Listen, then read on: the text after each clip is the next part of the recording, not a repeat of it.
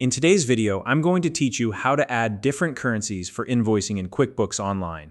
If your business operates on a global scale or deals with clients and vendors in different countries, enabling multiple currencies in QuickBooks Online can make managing your finances much easier. With this feature, you can invoice customers, track expenses, and log transactions in various currencies, all while keeping your records accurate and organized. In this step-by-step tutorial, I'll guide you through the process of enabling and using the multi-currency feature. If you're new to QuickBooks Online, you'll find a registration link in the description below to get started. Let's dive in. First, you'll want to sign into your QuickBooks Online account. Once you're logged in, look toward the upper right corner of your screen there. You'll see a small gear icon. Click on it to open the Settings menu.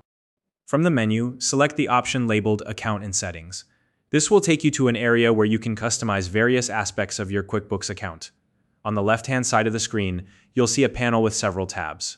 Click on the Advanced tab. Once you're in the Advanced Settings, scroll down until you find the section labeled Currency. This is where you'll enable the multi-currency feature. Click on the option to turn it on. At this point, QuickBooks will display a warning message. It's important to carefully read this message because enabling multi-currency is a permanent change. Once activated, it cannot be undone. So make sure this is a feature you truly need for your business. If you understand and agree to proceed, confirm the warning message. After that, click Save to apply the changes. QuickBooks will take a moment to update your settings, and you may see a confirmation message or a brief refresh of your screen. Now that multi-currency is enabled, you can begin recording transactions in different currencies. This includes items like invoices, bills, expenses, and even assigning currencies to specific customers, vendors, or accounts. It's a powerful tool that lets you manage financial details more accurately for global operations. Before you go any further, take a moment to review your base currency in the company settings.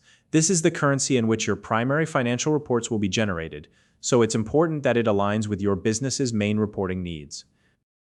Once that's done, start assigning consistent currencies to your customers, vendors, and accounts. For instance, if you have a client in Europe, you can assign euros as their default currency. This helps ensure that all transactions with that client are automatically recorded in the correct currency. If you ever encounter a situation where a specific transaction requires a manual adjustment to the exchange rate, for example, if you've agreed on a custom rate with a vendor, you can make that adjustment directly on the individual transaction. QuickBooks allows you to override the default exchange rate when needed, giving you flexibility in handling unique agreements. Before enabling multi-currency, it's a good idea to export a backup copy of your key financial reports.